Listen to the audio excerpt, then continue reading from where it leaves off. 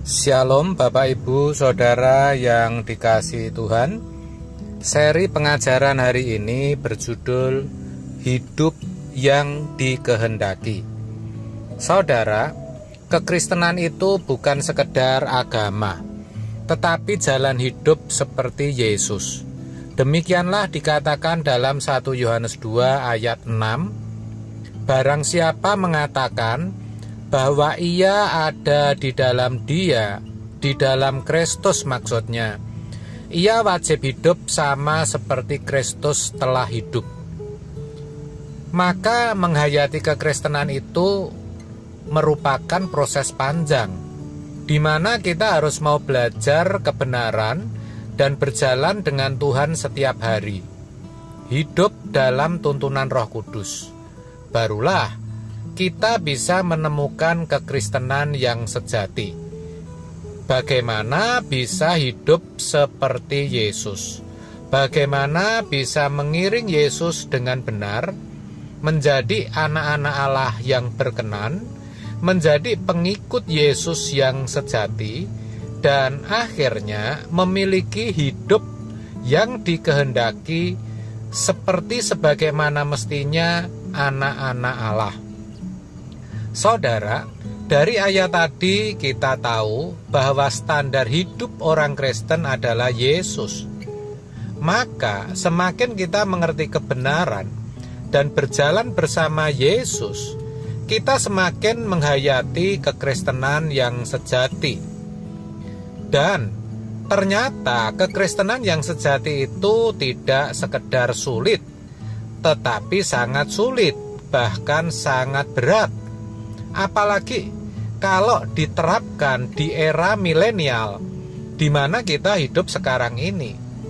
Kita akan jumpai sangat sedikit sekali orang yang memiliki kekristenan yang sejati. Tetapi memang seperti itulah seharusnya kekristenan ditegakkan. Bahkan bukan tidak mungkin ketika kita benar-benar memiliki hidup kekristenan yang benar, akan dianggap tidak wajar, sesat, dicap sebagai sekte atau bidat. Kenapa bisa begitu? Karena kekristenan yang sejati telah bergeser dari tempatnya terlalu jauh. Saudara, sebenarnya kalau mau mengakui, banyak orang hari ini belum mengenakan kekristenan atau hidup yang Tuhan kehendaki. Banyak orang Kristen yang mengaku anak Allah, sebenarnya belum pantas disebut anak Allah, karena keadaannya bukan seperti anak Allah. Ini bisa kita pahami ketika kita bertumbuh dalam kedewasaan rohani dan berjalan bersama Tuhan. Kita akan bisa melihat bahwa kekristenan telah bergeser jauh dan tidak lagi seperti yang diteladankan Yesus dan jemaat mula-mula. Tetapi tentu saudara, kita ingin mengenakan kekristenan yang sejati, sehingga ketika nanti kita ada di hadapan tahta pengadilan Allah, kita bisa berdiri tegak sebagai orang yang telah melakukan kehendak Bapa dan akhirnya bisa diterima sebagai anak-anak Allah yang berkenan. Jadi, mari saya ajak agar kita bisa memperkarakan kehidupan kekristenan kita, sehingga kita bisa memiliki standar hidup yang benar, yaitu Yesus. Gaya hidup Yesus yang bagaimana yang belum kita kenakan, itu harus kita perkarakan. Jangan lagi melihat hidup kebanyakan orang Kristen, aktivis atau pendeta. Tetapi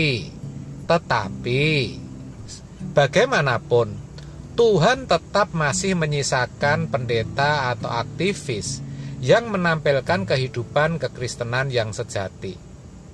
Itu pun iblis selalu berusaha untuk membuat mereka jatuh. Sebab itu kita harus terus memperkarakan gaya hidup dan cara berpikir Yesus yang belum kita kenakan. Mestinya kita terus tanya kepada Tuhan, karena Tuhanlah yang tahu, saudara. Iya, karena tak seorang pun, termasuk pendeta, yang bisa membuka pikiran dan wawasan rohani kita untuk memahami keadaan rohani kita yang sebenarnya di hadapan Tuhan. Kita sendirilah yang harus mempersoalkan apakah gaya hidup, pikiran, dan prinsip hidup Yesus sudah kita kenakan atau belum. Iya, saudara, karena itu standarnya hidup seperti Yesus, dan itu mutlak. Kurang dari itu pasti bukan kekristenan yang Allah kehendaki. Kita harus ingat perkataan Yesus, kamu tidak dapat mengabdi kepada dua tuan. Matius 6 ayat 24. Kita tidak bisa ada dalam remang-remang. Kalau gelap, ya gelap sekalian. Tetapi kalau kita mau hidup dalam terang, kita benar-benar harus menjadi terang. Untuk itu, kita harus bercakap-cakap dengan Tuhan setiap hari. Benar-benar memiliki waktu duduk di hadapannya dan bertanya, apakah kita sudah memiliki kehidupan yang Dia kehendaki. Maka fokus kita tidak boleh terbagi atau terpecah. Nah, waktu masih kanak-kanak rohani, belum dewasa, pada level atau tingkat di mana kita masih memiliki beberapa kesenangan, kita masih bisa bertumbuh. Tetapi, saudara, pada tingkat tertentu, kita harus benar-benar fokus kepada Tuhan dan tidak boleh membagi perhatian kepada apapun dan siapapun supaya kita bisa naik level. Itulah ukuran standar yang Allah berikan. Kalau Tuhan Yesus rela melepaskan segala sesuatu demi menyelesaikan tugas Bapaknya, lalu berkata, seperti Bapa mengutus aku mengutus kamu. Yohanes 20 ayat 21. Nah, pertanyaannya, siapa yang layak menjadi utusan Tuhan? Tentu bukan semua orang, bahkan juga bukan ditandai gelar kesarjanaan, keagamaan seperti STH, MTH, atau doktor. Juga bukan ditandai dengan jabatan sinoda seperti pendeta, pendeta muda, atau pendeta pembantu. Tetapi hanya mereka yang telah atau berani melepaskan segala sesuatu seperti yang Tuhan Yesus lakukan.